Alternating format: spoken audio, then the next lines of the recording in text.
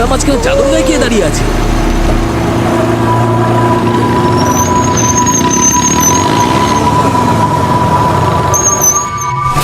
চেঁচাবে না, এত জোরে চালাবে না, নিয়ম জানো না তোমরা?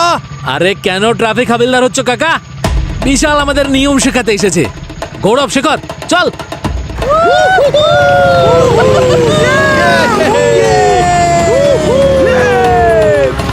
নিয়ম আমি নয়, নিয়ম রাক্ষস বাবা শেখায়। তিনি অনুমতি দেন না। ফিরে এসো।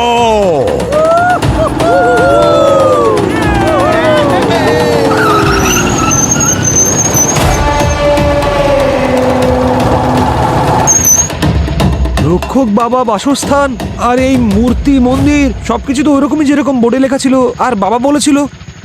তার মানে পারমিশন নিতে হবে, কিন্তু কিভাবে? আরে ভাই, এটা বাড়ি না বাড়ির কঙ্কাল? আর ভাই রাস্তার মাঝখানে এরকম কারা বানায়? আরে এমন অদ্ভুত জায়গায় এসে আমরা কিছু করে যাবো না, এমনটা হয় নাকি কখনো? করতে হবে, করতে হবে। কি করা যায়? মানব, গৌরব ভাই, চল না এখান থেকে।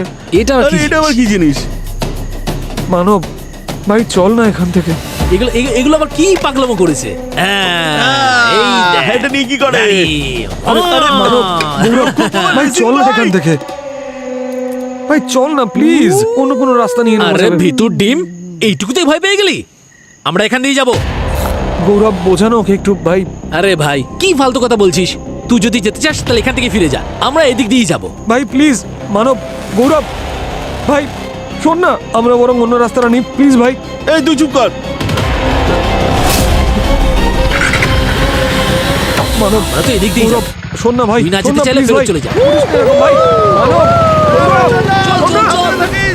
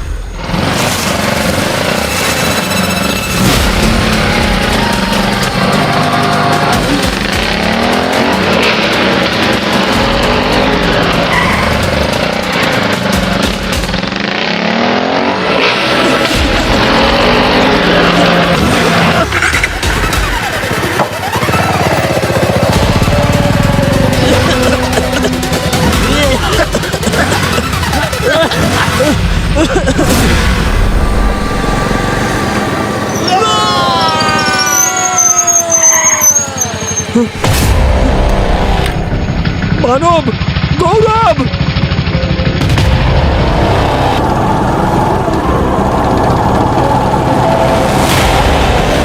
মানব, গৌরব।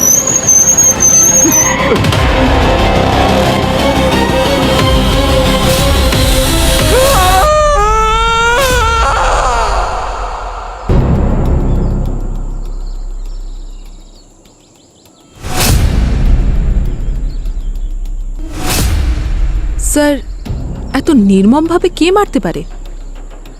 এমন কেউ যে হুঁশিয়ারি দিচ্ছে যে ভুল করলে তার শাস্তি এরকমই হবে। আরে বডি পাওয়া গেল কি না? স্যার, জঙ্গলটা খুব ঘন। হ্যাঁ, তো করছোটা কি? তাড়াতাড়ি খোঁজো। জঙ্গল ঘন তো কি করব? কি বলবেন স্যার? তুমিও খোঁজো।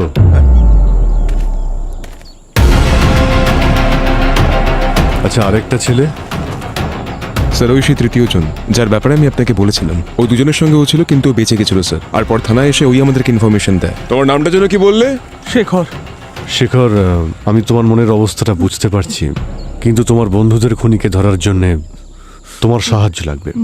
কাল রাতে কি হয়েছিল বলো। স্যার, আমরা তিনজন বাইক ট্রিপে বেরিয়েছিলাম, মজা করতে করতে রাস্তা দিয়ে এগোচ্ছিলাম, ঠিক তখনই চেঁচাবে না, এত জোরে চালাবে না, নিয়ম জানো না তোমরা? আমাদের রক্ষক বাবার কথায় বিশ্বাস করা উচিত ছিল। আচ্ছা অফিসার, এই রক্ষক বাবার ঘটনাটা কি? এটা অনেক পুরনো গল্প। পার্নালাল নামে একটা লোক ছিল যে এখানে থাকতো, আর সে নিজের বাড়ি বানাতে চেয়েছিল। একদিন সাংঘাতিক বৃষ্টি হচ্ছিল, ও বাইক নিয়ে বেরোলো আর এখানে অ্যাক্সিডেন্ট হয়ে গেল। স্যার, সেই অ্যাক্সিডেন্টে ওর মাত্রা আলাদা হয়ে গেল। স্যার, তারপরে এই ফ্রেমটিকে যারাই বানানোর চেষ্টা করেছে তারা কেউ বাঁচেনি স্যার, সবাই মরে গেছে। এই রাস্তাটারই রক্ষা করেও, তাই সবাই ওকে রক্ষক বাবা বলে ডাকে। তারপর থেকে যখনই মানুষজন এখান দিয়ে যাওয়া আসা করে, কোনো সমস্যা হলেই এখানে খুব কুয়াশা হয়ে যায়, বাইকের আওয়াজ শোনা যায়, আর যারা এখান দিয়ে ক্রস করে যায় তারা কখনোই ফেরে না স্যার। এর আগেও কেউ মারা গেছে এখানে? গল্পই শুনেছি স্যার, কখনো চোখে দেখিনি স্যার। অভিজিৎ স্যার, হ্যাঁ পঙ্কজ, বডি স্পেলে নাকি?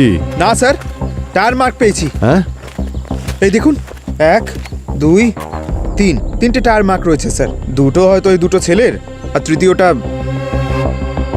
ওই ওই ভুতুরে লোকটার হবে স্যার। এরপরে ট্র্যাক করা কঠিন, কারণ এগুলো ঝোপঝাড় স্যার। আচ্ছা ওই দিকটায় কি চেক করেছো? কোথা থেকে এসেছিল বাইকগুলো? ওখানে তো মাল্টিপল টায়ার মার্ক রয়েছে স্যার, ওখানে তো ইম্পসিবল খোঁজাটা। ধ্যাৎ তেরি।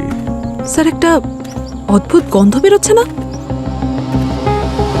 একটা স্মেল তো পাচ্ছি। পেট্রোল ডিজেলের মতো নয়, তবে অন্য কিছু একটার।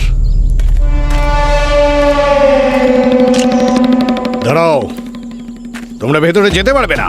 এটা বাবার নিবাস স্থান, আমরা পুজো করি। দুটো খুন হয়েছে, ইনভেস্টিগেশন তো করতে হবে স্যার। ওসব অনেক জানা আছে ইনভেস্টিগেশন। মৃত ব্যক্তিরা রক্ষক বাবার অপমান করেছে, অনুমতি বিনা ভেতরে ঢুকলে দাঙ্গা লেগে যাবে।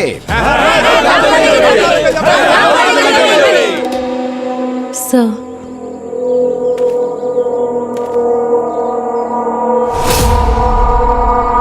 স্যার স্যার বডি তো দূরের কথা, এখানে তো রক্তের চিহ্নটুকুও নেই। মনে হচ্ছে এই মাথাগুলোকে এখানে কাটা হয়নি, তাহলে আশেপাশে রক্ত পাওয়া যেত। এই খুনগুলো অন্য কোথাও করা হয়েছে। আচ্ছা ইন্সপেক্টর, এই জঙ্গলটা কতটা বড়? স্যার এই জঙ্গলটা 40 একরের মতো হবে। এটা পুরোটা খুঁজতে অবস্থা খারাপ হয়ে যাবে, প্রায় অনেকদিন সময় লেগে যাবে। দুটো ডেড বডি নিয়ে কেউ কতটা ভিতরে যেতে পারে? অনেক কাক উঠছে দেখছি।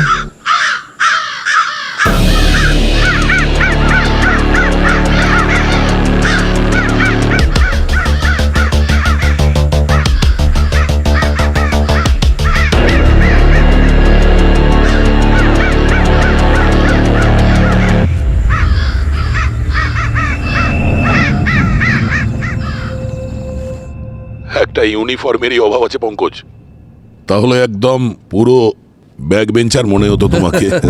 আরে স্যার, আমি তো আপনার আর অভিজিৎ স্যারের মতোই চলছি স্যার।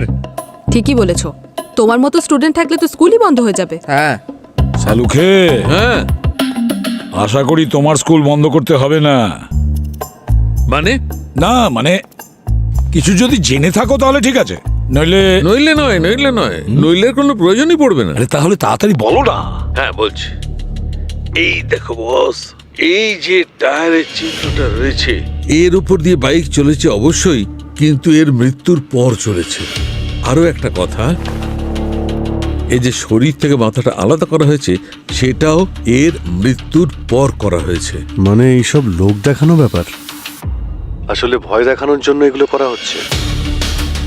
আচ্ছা এর পিছনে কারণটা কি? আমি বলছি,